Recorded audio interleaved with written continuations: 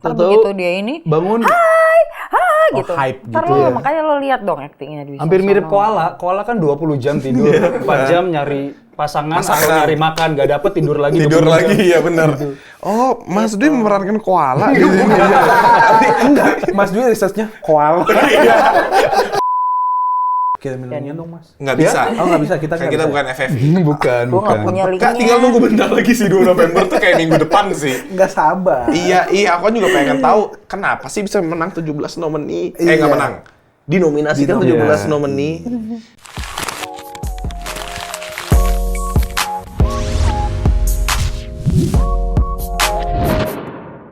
Guys, balik lagi di Vinia bareng gua Marco dan pasti ada Marlo juga di sini bareng 2 artis papan atas.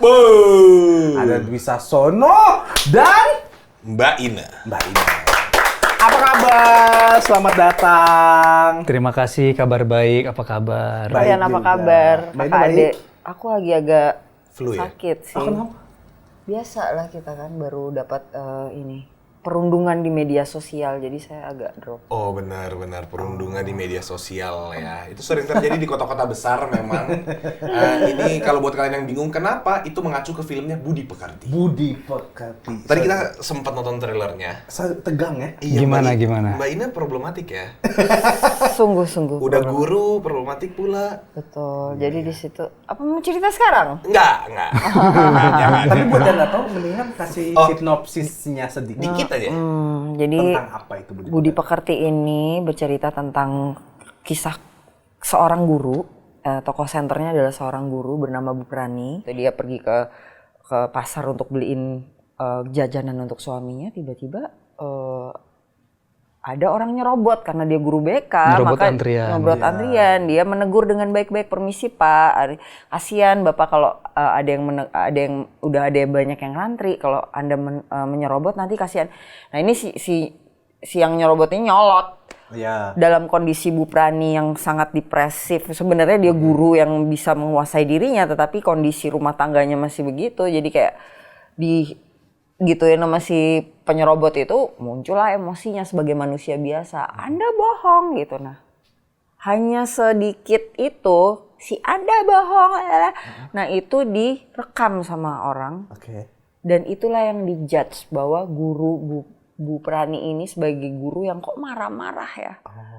Padahal orang nggak tahu di belakang ini ada apa sebenarnya. Nah itulah yang bergulir dan ini konflik ini berawal dari sana. Oh, drama itu muncul dari yang kutipan cuplikan video. Hanya itu. 15 detik pertama, padahal dia niatnya baik untuk menegur orang. Tiba-tiba disentak, dia juga orang yang rekam juga nggak ngeliatin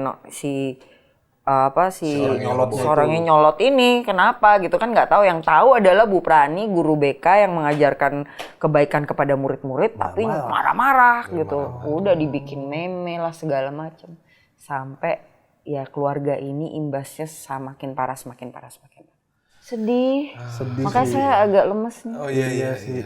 Oke. Kayak kehidupan nyata ya? Iya, di era zaman sekarang informasi dan teknologi itu sering terjadi lagi soal perviralan ini ya. Oke, perannya Mas Dwi di sini sebagai bapak rumah tangga yang biasa-biasa saja dan memilih. Gue gak tahu bang, di trailernya dia cuma duduk gitu loh. Jadi gue bilang bapak biasa-biasa saja dan bipolar kan. Menuju bipolar. Menuju bipolar. Karena katanya Jadi COVID ya? depresi dia tuh wira swasta lah. Dia mencoba segala macam usaha apapun untuk menghidupi keluarganya gitu. Pak Didit ini dia jualan lagi, batu akik lagi ngetren gitu. Dia jualan, terus dia ngelihat otopet listrik tuh, wah dia beli banyak gitu kan. Terus juga nggak laku gitu. Jadi itu yang bikin dia makin depresi, dan kondisi juga lagi pandemi. Jadi cerita film kita ini saat pandemi gitu. Iya, oke. Nah, untuk Mas Dwi sendiri berarti ada tantangan tersendiri dong untuk memerankan orang yang mengarah ke arah bipolar. Berarti banyak sekali research yang harus Mas Dwi lakukan. Iya. Nah, itu kan takutnya ada garis tengah yang kita nggak boleh cross, kayak takutnya menyerang kayak orang bipolar. Enggak, kita nggak kayak gitu. Atau misalnya dia ngerasa kalau gitu. Iya, Mas Dwi beraktingnya tidak seperti orang bipolar biasanya. Nah, research apa aja sih yang Mas Dwi udah lakukan untuk bisa memerani orang yang OTW bipolar? Untungnya director film ini Regas dia sangat menghargai proses. Jadi kita proses readingnya tuh hampir 3 bulan. Oke, untuk readingnya tuh. Itu intensif karena juga selain kita ya si Prilly sama Angga itu mereka harus belajar bahasa Jawa. Bahasa Jawa ya. Dan Jawa yang dipelajari sama Prilly contohnya ya, dia bahasa Jawa halus, kromo inggil. Karena ada dialog dia harus ngomong sama orang yang tua gitu dan bahasa ngomong harus sopan. Ya lu tahu lah, lu orang Jawa kayaknya ya kan. Iya. Gitu. Terus si Angga juga harus ngomong bahasa Jogja yang memang anak muda yang gaul Jogja gitu. Nah, kalau aku sama Ina ya kita pasangan suami istri, tapi ya kita harus belajar bahasa Jawa juga, Jogja khususnya, tapi yang memang ya sesuai apa yang terjadi dengan sekarang kan. Oke, gitu. iya. Jadi harus sangat relate dan kita mengejar itu semeyakinkan mungkin. Kalau terkait riset menjadi orang depresi dan menuju ke bipolar, tentunya Regas sih. Dia udah riset duluan kan. Dia karakternya Pak Didit emang udah begitu gitu. Jadi Regas banyak ngasih materi bahan ke aku. Terus aku nyari dari artikel-artikel dan dari YouTube juga aku lihat. Di situ ada juga karena terkait beda-beda sih terkait si bipolar ini kan levelnya segimana sih gitu. Kalau yang dari depresi menuju ke sana tuh ya jangan sampai juga kita nggak sesuai dengan apa yang dialami Pak Didit gitu. Jangan sampai ketinggian, jangan sampai kerendahan gitu. Cukup gitu. menantang ya. Ya, menantang sekali. Tapi ada yang seru nih loh. Apa bos? Dari film Budi Pekerti, katanya itu masuk nominasi FFI, dapat 17 nominasi. Nah, Mbak Ina itu sebagai nominasi pemeran utama perempuan terbaik, Mas Dwi sebagai nominasi pemeran pendukung pria terbaik. Optimis menang dapat berapa nominasi? Wah, itu sih nggak tahu ya, karena memang sebenarnya kalau aku pribadi ya, aku terbiasa untuk setelah melakukan kita kan berproses panjang. Terus kita mengerahkan seluruh dedikasi kita ke apa yang ingin kita persembahkan. Tapi kalau itu udah bukan wilayah kita lagi tuh. Yang namanya piala, penghargaan, apresiasi itu udah bukan milik kita lagi. Jadi nggak ada tuh angan-angan gue dapet ingin pasti gitu kan, kita dapat nominasi tentu saja berharap. Tapi kayaknya nggak boleh gitu. Kita nggak boleh kayak gitu. Tapi udah ada speech-nya belum? Nggak mikirin malah. Biasanya gue kalau kayak gitu-gitu pasti belah-belah tuh. Gue soalnya pernah nggak mengharapkan menang, tiba-tiba naik panggung. Bener-bener loh gue blank. Blank ya? Belah-belah. Kayaknya gue nggak pernah menyiapkan apapun karena memang ya biarin aja semesta menggiring saya. Karena bukan kompetisi nih. Kita berkarya kan juga bukan persaingan ya sesama aktor gitu. Dan saat kita membuat pun juga nggak ada niat tujuannya gue mau harus menang syuting, gue acting sebaik mungkin supaya gue bisa dapat piala. Nggak ada niat ke situ juga. Nggak ada niat ke situ ya. Mungkin karena udah faktor umur kali ya. Itu jadi benar. Mungkin kalau lo nanya ini umur gue 30 tahun yang lalu. Tapi itu ya nggak apa-apa juga gitu kan ya. Lebih kita seneng sebetulnya ini masuk festival. Berarti Budi Pekerti ini akan semakin luas, akan semakin melebar. Ini bisa dinikmati oleh orang dan pemberitaannya akan gaungnya semakin besar. Karena ini menurut gue bukan hanya film, tapi ini sebuah cahaya yang bisa merubah hidup orang gitu. Gitu. Keren banget. Penasaran kan lo? Quote of the day. Cahaya yang bisa merubah hidup orang. Nanti gue tweet. Terus kasih strip Dwi Sasso. Oh iya. Tapi ada Budi Pekerti dong. Budi Pekerti. Dalam kurung Budi Pekerti. Iya. 2023. Oke, tadi Mas Dwi sempat nyeletuk soal festival. Gue terlalu serius ya orangnya. Enggak apa-apa. Keren. Kita udah sejak itu gue jadi serius. Semenjak kejadian itu gue jadi serius. Oh iya, sorry ya buat bring up masa lalu lo nih. Jangan. Oke, tadi Mas sempat nyeletuk soal beberapa festival. Berarti Mas Dwi, Mbak Ina udah membawa Budi Pekerti ke beberapa festival di luar negeri juga ya? Udah kemana aja itu Mas, Mbak? Itu di Toronto tuh bukan masuk ke festival deh, itu world premiere. Kita selected, jadi emang Iya, selected. diundang ke sana untuk world premiere. World Premiere Budi Pekerti? Iya, world premiere-nya di sana. Toronto International Film Festival, dan kemarin kita juga ada di Sydney Iya, namanya? Sydney Film Festival ya mungkin. Festival di Sydney sini. Film Festival, dan kita juga masuk ke Taipei Golden. Nah, itu katanya Oscar-nya Asia gitu. Jadi ada penghargaan itu juga. Bukan penghargaan sih, masih selected atau gue nggak ngerti deh. Ya gitulah. Orang-orang tua udah nggak mikirin festival. Orang tua sialan. Kok gue ngomong? Mbak Ina yang ngomong sendiri, Mbak Ina yang Tolong ngomong diedit ya. sendiri. Tolong diedit ya. Tolong diedit ya. Masih Orang tua muda. minum dulu, orang tua. Cheers dulu. Cheers dulu, siap. Memang isi dalamnya vodka. Memang. Iya, Volix vodka apa? Vodka sama apa? Helix. Masa Vodka Helix. Jadi Helium itu anjing. Helix itu helium. Jadi. Ya, sorry, kakak saya mau ngomong. Oke, jadi menurut Mbak Ina dan Mas Dwi, silakan ya. Zaman sekarang orang masih punya budi pekerti atau tidak? Zaman sekarang. Iya. Menurut saya sih udah enggak ya. Bukan lu. Dibanding Dim. saya dulu. Silakan. Budi pekerti pasti masih kok. Aku lihat ada banyak anak muda yang masih punya empati, yang masih punya rasa peduli sama orang lain. Tapi memang beda sama orang zaman generasi gue gitu ya. Generasi kita itu memang ngelewatin proses yang nggak sama mungkin sama yang generasi sekarang lalui. Kalau kita tuh generasi yang lebih lengkap gitu mungkin untuk sebuah proses gitu. Contoh, gue mau beli makanan, gue mesti naik Gojek dulu atau naik angkot dulu ke sana, nyari udah tutup apa belum. Kalau anak sekarang kan enggak, udah tinggal jarinya. Instan. Jadi ada beberapa proses yang kepotong gitu, yang nggak dilalui oleh anak-anak zaman sekarang seperti gue lalui zaman dulu. Mungkin itu yang membedakan. Jadi mungkin orang zaman dulu tuh lebih peka. Mungkin ya, aku nggak mengatakan anak generasi sekarang nggak lebih baik dari itu. Gitu. Punya kelebihannya masing-masing. Kalau orang zaman dulu tuh lebih tough mungkin ya, lebih dedikatif apa segala macam, lebih bisa memberikan pengerahan yang utuh. Mungkin itu yang nggak anak muda sekarang dapetin, karena memang given circumstance-nya begitu gitu.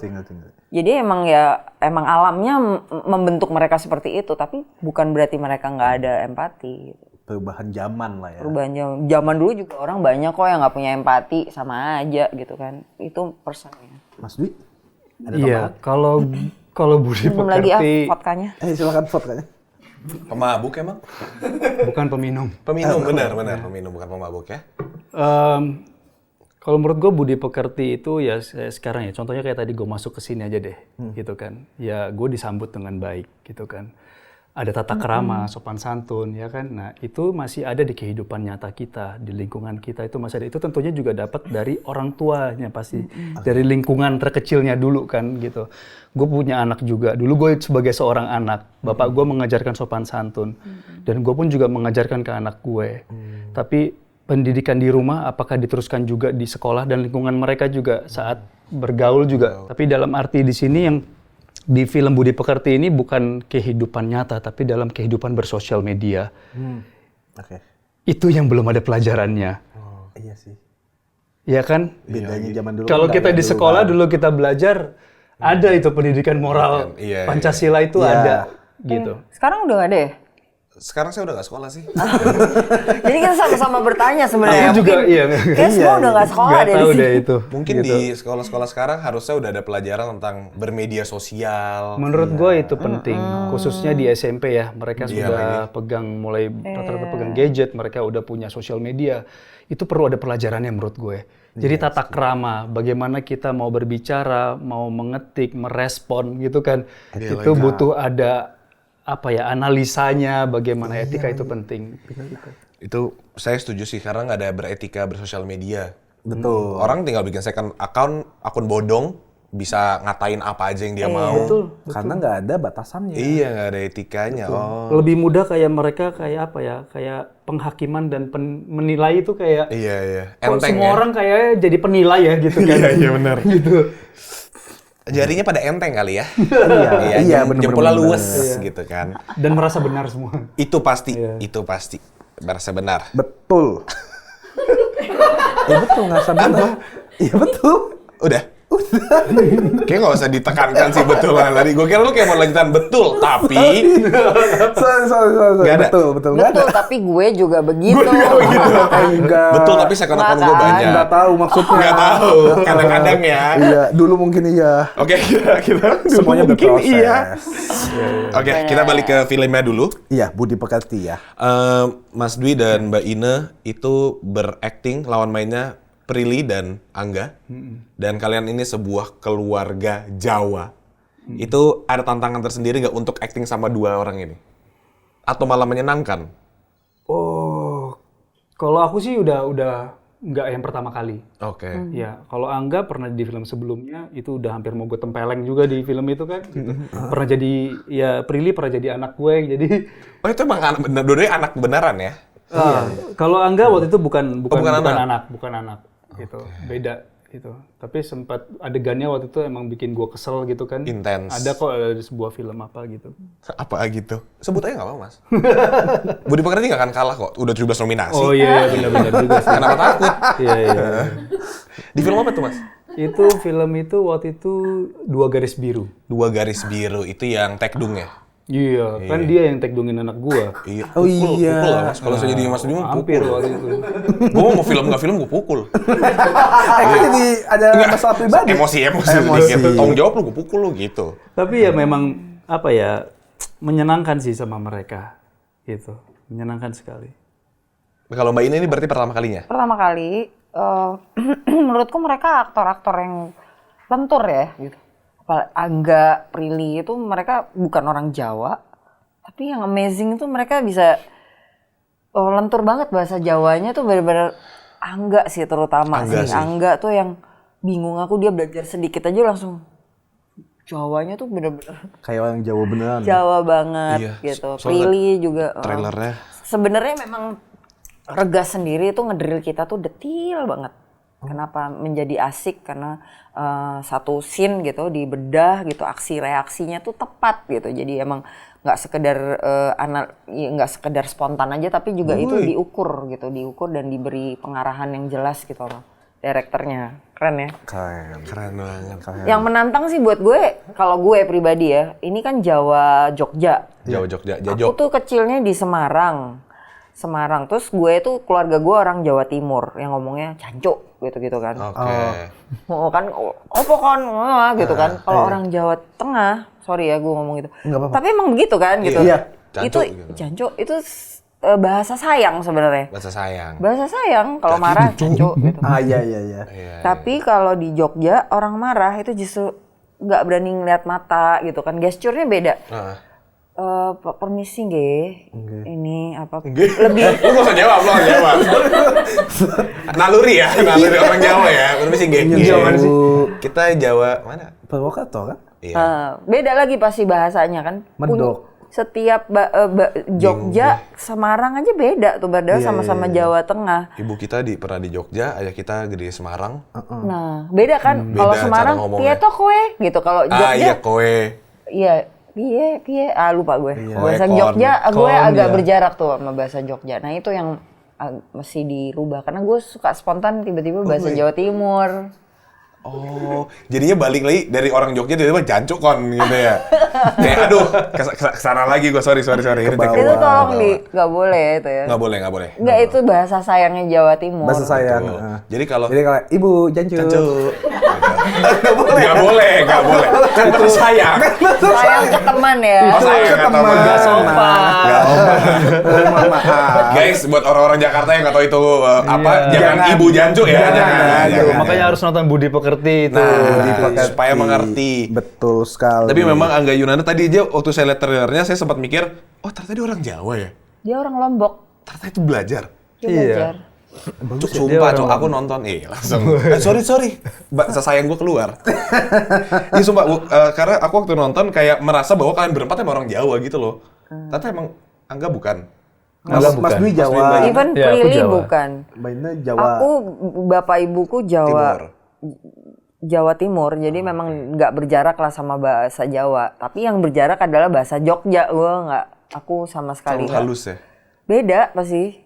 Beda lah, ininya beda banget. Apa tuh? Ketiduran dia. Tidur gue melek soalnya. Keikan ya. Ketiduran juga dia. Tantangan di film ini, ada hal baru nggak? Setiap film selalu ada tantangan baru gitu kan, gitu berbeda-beda. Dan kalau di sini itu, kalau tadi Ina juga mendapatkan pengalaman baru, belum pernah menjadi guru, di sini pun juga Pak Didit ini antara hidup dan tidak gitu loh, karena dia depresi gitu kan. Jadi Jangan ketawa. gaya hidupnya nggak ada. Oh iya benar. Iya. Kita jadi geli juga. Nggak beneran gitu. Soalnya di trailer kita lihat Mas Dwi kayak acting ya, diem doang. Yang kentut apa diem. Yang rebahan di kasur. Rebahan kasur. terus bengong. Dimarahin lagi sama Mbak Ina. Jangan tidur lagi, udah 12 jam tidur. Nah, karena memang orang yang udah bipolar itu dia tidurnya tuh lama, bisa sampai ya 12 jam tidur lagi, bangun terus habis itu tidur lagi. lagi. Kalau lagi manic dia Iya. ada pola-pola yang misalnya 4 hari sekali dia tidur kayak ular gitu. Ntar Tahu-tahu begitu dia ini bangun hai gitu. hype Ntar gitu lo ya. makanya lo lihat dong actingnya di hampir Wisosono. mirip koala. Koala kan 20 jam tidur, 4 jam nyari pasangan atau nyari makan, nggak dapet tidur lagi. Tidur 20 lagi, jam. ya benar. Oh, Mas Dwi memerankan koala di sini. Enggak, Mas Dwi researchnya koala. Koala manjat pohon. Dwi Sasono. Makanya kayak rambutnya. Mirip lah. Tinggal nongkrong di pohon bambu. Ya benar. Oke, Dari berarti. tantangannya memeragakan menjadi seorang bipolar gitu ya. Ya, Ya itu. Menarik. Oke, ini kita udah cukup banyak bahas promo filmnya, terlalu hard selling. Jadi iya, kurang hard sell apa baju kalian udah budi pekerti kan? Orang-orang juga tahu kali ya. Oke. Tolong ya nih tolong 2 nih. November 2023. Oke, Di 2 bioskop. November di bioskop ya. Hard sell. Oke. Budi pekerti. Tapi kita mau ngomong tentang hal personal kalian, kehidupan nyata kalian nih. Dan ini ada untuk Mbak Ina dulu. Mbak Ina pernah menjadi berperan di film, di teater, dan di sinetron. Boleh jelasin nggak ke orang-orang awam yang nggak tahu perbedaan antara 3 itu apa, Mbak? Iya, jadi kalau kata guru gue W.S. Rendra almarhum, kalau di sinetron itu actingnya itu harus gede proyeksinya. Dia harus benar-benar yang jadi deng deng. Kenapa deng-deng. zaman dulu kayak Oh iya. Dendeng. alasannya adalah kata beliau ya, tapi mungkin ini bisa jadi ini kita. Kata beliau memang kalau kenapa sinetron harus gede proyeksinya, musiknya deng jeng gitu. Karena dia TV yang dimana orang pasti menikmati itu bisa banyak distraksi gitu. Tidak di ruang khusus kan gitu. Jadi memang ada motor lewat apa jadi bener-bener dia harus benar-benar nyedot dengan cara ekspresi yang gede proyeksinya. Supaya fokusnya ke situ. Iya. Nah kalau di teater proyeksinya gede juga, tapi memang proyeksi gedenya terhadap ruang. Oke. Karena dia di satu auditorium, gimana caranya energi lo bisa tersampaikan kepada penonton yang paling ujung di sana. Sampai gitu, vibrasi. Kan itu kan berteater itu membagikan vibrasi actingnya ke penonton. Yang nonton hadir di situ supaya mereka nggak tidur gitu. Jadi mereka harus punya intens untuk melihat pertunjukan itu. Nah kalau di film macam-macam juga sutradara yang yang gue bilang tadi. Misalnya sutradara yang satu pengen kita larger than life. Kita harus juga lihat nih bedanya sutradara satu dengan yang lain. Regas misalnya yang baru kita alami ini, ya lebih subtle. Jadi 1 banding 1 atau bahkan 1 minus 1 gitu. Ada memang kayak aku pernah dengan sutradara Jepang Koji, itu dia bilang lo nggak acting, lo pokoknya ini kamera, lo anggap ini semua orang nggak ada. Bener-bener lo kayak bangun tidur, mau jelek kayak mau apa lo nggak acting, real dan subtle dan bener-bener yang bengong lemes aja gitu kayak kehidupan sehari-hari. Nah itu kan tergantung sutradaranya. Beda-beda. Gitu, jadi memang berbeda-beda. Penjelasan saya sudah cukup panjang. Iya, anak-anak besok kita UAN ya. Ujian ya. Oke, ya guru BK nih ingat ya. Guru BK Guru BK. ngingetin. Oke, kalau untuk Mas Dwi sendiri, Kakak saya mau nanya. Dia dari tadi gaji buta saya lihat-lihat. Tawa, diem, tidur. Oke, gue tanya. Bos, silakan. Mas Dwi kan udah banyak meranin berbagai karakter di berbagai judul film. Karakter mana yang paling berkesan buat Mas Dwi? Budi Pekerti. Pak Didit sih.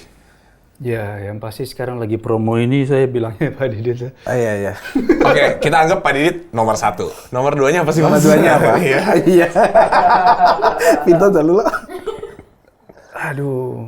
Yang paling melekat, berkesan. Semuanya tuh berkesan. Mas Adi. Masih hidup itu orang. Wih. Kita ngomongin ADMS Itu kan? udah mati, udah lama itu Adi itu udah mati. Udah lama, sorry deh. Tapi enggak, semuanya berkesan, semuanya berkesan. Ya sebut satu aja mas. Salah satu itu apa? Dua garis biru. Itu lumayan. Tapi Kok jadi lu yang jubir sih? kan gue nontonin filmnya mas mana nih. ya? Kalau kita tarik ulur mas, jangan dari tarik mundur. Di tahun 2010-an. Apa mas? Nggak jauh dong. Kalau 2019 kan nggak jauh. Kalau enggak film pertama. Berkesan nggak? Berkesan pasti film pertama bos. Itu udah tipikal banget. Film pertama apa? Ya udah yang pertama deh. Boleh. Tapi ini film pertama Mas Dwi sama Mbak ini barengan? Barengan Apa udah pernah? Lu tahun Kita berapa tuh? pertama kali Oh, barengan, barengan di sini. pertama kali di sini. Oh di sini di Iya. Budi Pekerti? Apa di Budi Volks? Pekerti. Bukan, di Budi Pekerti. Budi Pekerti. Kan ini setelah dia syuting. Iya. Gua minum dulu Mungkin nih, kalau Pak. dia ketemu sini terus kita bilang, gimana proyek ke depan Budi Pekerti? Itu pertama kali mungkin di sini. Oke, Mas Dwi. Iya. Tadi kan dia ngomongin Mas Adi. Iya. Sebel nggak sih? Sama. Kalau dikit-dikit dikaitkan Dwi Sasono tuh Mas Adi. Kayak, nih Mas Adinya Angel nih. Hei, Mas Adi. Gitu. Annoying nggak? Iya, sebel nggak sama orang-orang kayak gue gampar lu gitu? Pernah nggak? Iya, enggak lah. Oh enggak sampai situ ya. itu gua, sorry. Iya, justru malah ya nggak apa-apa ya, gue nyaut juga gitu. Kalau lagi jalan, Mas Adi. Ya iya, Nengok ya gue juga. nengok juga gitu Oh, iya, dipanggil nengok itu juga. gitu.